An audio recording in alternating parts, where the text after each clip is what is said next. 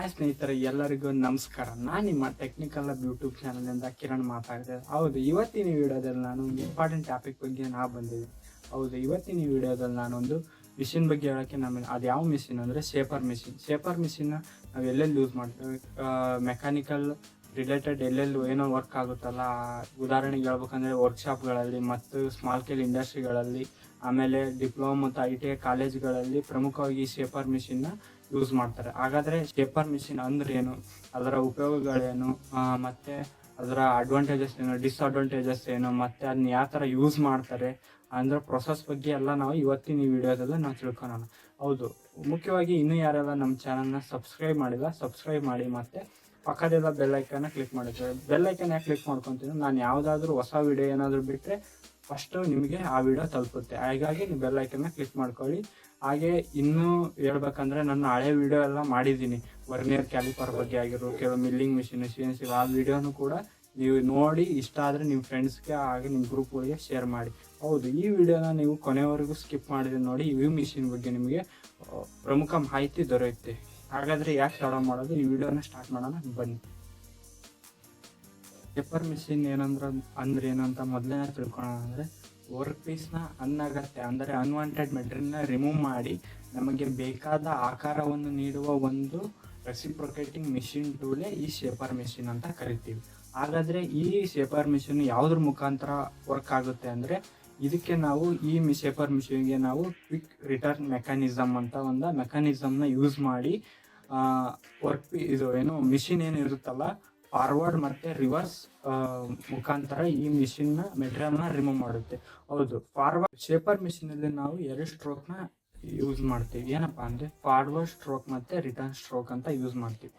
Forward stroke ಅಂದರೆ ಏನಂತ ಮೊದಲನೇ ತಿಳ್ಕೊಂಡು, ಫಾರ್ವರ್ಡ್ ಸ್ಟ್ರೋಕ್ ಏನಪ್ಪ ಅಂದರೆ, ನಾವು ಮೆಟೀರಿಯಲ್ನೇನು ನಮಗೆ ಅನ್ವಾಂಟೆಡ್ ಮೆಟೀರಿಯಲ್ನ ರಿಮೂವ್ ಮಾಡುತ್ತಲ್ಲ, ಆ ಮುಂದಕ್ಕೆ ಹೋಗೋದನ್ನೇ, ಆ ರ್ಯಾಮ್ ಏನು ಮುಂದಕ್ಕೆ ಹೋಗುತ್ತಲ್ಲ ಅದನ್ನೇ ನಾವು ಫಾರ್ವರ್ಡ್ ಸ್ಟ್ರೋಕ್ ಅಂತ ಕರಿತೀವಿ. ಇದರಲ್ಲಿ ಏನದು ಮೆಟೀರಿಯಲ್ನ ನಿಧಾನವಾಗಿ ರಿಮೂವ್ ಮಾಡ್ತಾ ನಮಗೆ ಬೇಕಾದ ಆಕಾರವನ್ನು ನೀಡೋಕ್ಕೆ ನಾವು ಫಾರ್ವರ್ಡ್ ಸ್ಟ್ರೋಕ್ ಅಂತ ಕರಿತೀವಿ.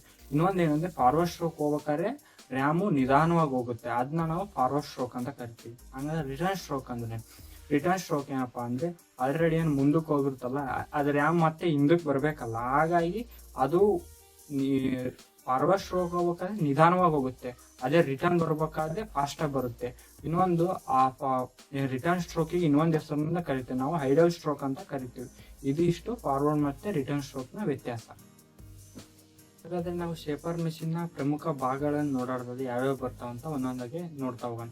ಮೊದಲನೇದಾಗಿ ಬೇಸ್ ಅಂದರೆ ನಾವೇನು ಮಿಷಿನ್ನ ಏನು ವೈಬ್ರೇಷನ್ನ ಆಗದಂತೆ ಏನು ತಡೆಯುತ್ತಲ್ಲ, ಎಲ್ಲ ಮಿಷಿನ್ ಏನು ಅಷ್ಟು ವೇಟ್ನ ನಾವು ಇದನ್ನ ಮಾಡ್ತೀವಲ್ಲ ಅದನ್ನ ಮೊದಲನೇದಾಗಿ ಬೇಸೇ, ಅದನ್ನ ನಾವು ಬೇಸ್ ಅಂತ ಕರಿತೀವಿ. ನೆಕ್ಸ್ಟ್ ಬಂದ್ಬಿಟ್ಟು ಕಾಲಮಲ್ಲಿ ಏನು ವರ್ಟಿಕಲ್ ಏನಿರುತ್ತಲ್ಲ ಶೇಪರ್ ಮಿಷಿನಲ್ಲಿ, ಅದನ್ನೇ ನಾವು ಕಾಲಮ್ ಅಂತ ಕರಿತೀವಿ.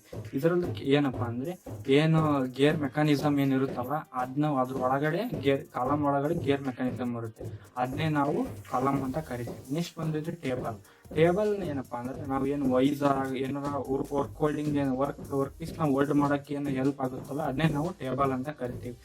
ನೆಕ್ಸ್ಟ್ ಬಂದ್ಬಿಟ್ಟು ರ್ಯಾಮ್.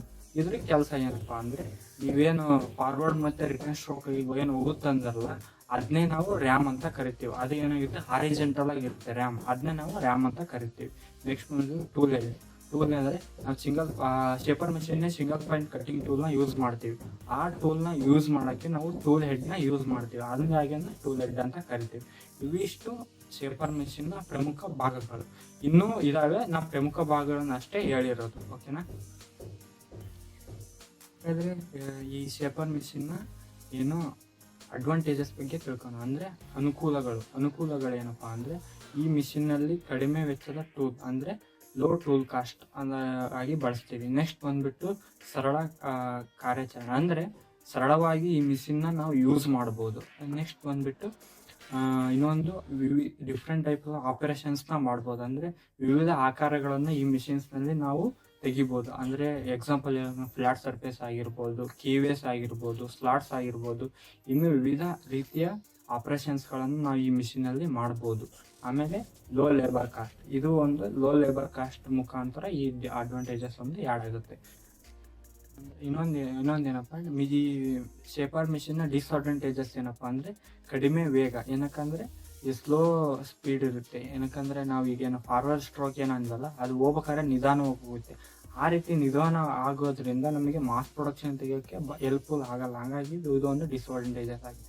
ಆಮೇಲೆ ಇನ್ನೊಂದು ರಿಟರ್ನ್ ಸ್ಟ್ರೋಕ್ ಏನಕ್ಕಪ್ಪ, ಸಮಯ ಭಾಳ ವ್ಯರ್ಥ ಆಗುತ್ತೆ. ಏನಕ್ಕಂದ್ರೆ ರಿಟರ್ನ್ ಸ್ಟ್ರೋಕ್ ಬರ್ಬೇಕಾದ್ರೆ ಅಲ್ಲಿ ಐಡಲ್ ಸ್ಟ್ರೋಕ್ ಏನಂತೀವಲ್ಲ, ಅಲ್ಲಿ ಮೆಟೀರಿಯಲ್ ರಿಮೂವ್ ಆಗೋದಿಲ್ಲ. ಹಾಗಾಗಿ ಅಲ್ಲಿ ಕೂಡ ಸಮಯ ವ್ಯರ್ಥ ಆಗುತ್ತೆ.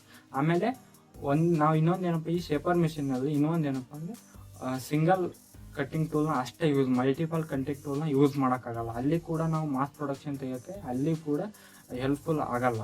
ಹಾಗಾಗಿ ಇದಿಷ್ಟು ಶೇಪರ್ ಮಿಷಿನ್ನ ಡಿಸ್ಅಡ್ವಾಂಟೇಜಸ್ ಆಗಿದೆ. ಸೊ ಸ್ನೇಹಿತರೆ, ಇದು ಇವತ್ತು ಶೇಪರ್ ಮಿಷಿನ್ನ ಪ್ರಮುಖ ಮಾಹಿತಿಯಾಗಿದ್ದು. ನೀವು ಈ ವಿಡಿಯೋ ನಿಮಗೆ ಏನಾದರೂ ಉಪಯುಕ್ತ ಆಗಿದ್ದರೆ ಈ ವಿಡಿಯೋಕ್ಕೆ ದಯವಿಟ್ಟು ಒಂದು ಲೈಕ್ ಮಾಡಿ. ಮತ್ತು ಇನ್ನೂ ಯಾರೆಲ್ಲ ನಮ್ಮ ಚಾನಲ್ನ ಸಬ್ಸ್ಕ್ರೈಬ್ ಮಾಡಿಲ್ಲ, ಸಬ್ಸ್ಕ್ರೈಬ್ ಮಾಡ್ಕೊಳ್ಳಿ. ಹಾಗೆ ಈ ವಿಡಿಯೋನ ಆದಷ್ಟು ನಿಮ್ಮ ಡಿಪ್ಲೊಮೊ, ITI ಮತ್ತು ಇನ್ನಿತರ ಎಲ್ಲ ನಿಮ್ಮ ಸ್ನೇಹಿತರಿಗೆ ಈ ವಿಡಿಯೋನ ಶೇರ್ ಮಾಡಿ. ಆಗ ಇನ್ನೊಂದು ಏನಪ್ಪ ಅಂದರೆ, ನಿಮಗೆ ನೆಕ್ಸ್ಟ್ ಯಾವ ಮಿಷಿನ್ ಬಗ್ಗೆ ನೀವು ತಿಳ್ಕೊಬೇಕಂತಿದ್ದಲ್ಲ ಕಮೆಂಟ್ ಬಾಕ್ಸಲ್ಲಿ ಕಮೆಂಟ್ ಮಾಡಿ. ಆ ಮಿಷಿನ್ ಬಗ್ಗೆ ತಿಳಿಸೋಕೆ ನಾ ಬರ್ತೀನಿ. ಇದು ಇವತ್ತಿನ ವಿಡಿಯೋ ಆಗಿತ್ತು. ಧನ್ಯವಾದಗಳು. ಮುಂದಿನ ವಿಡಿಯೋದಲ್ಲಿ ಮತ್ತೆ ಇಂಟ್ರೆಸ್ಟಿಂಗ್ ಸ್ಟೋರಿ ಜೊತೆ ಸಿಗೋಣ. ಬಾಯ್ ಬಾಯ್.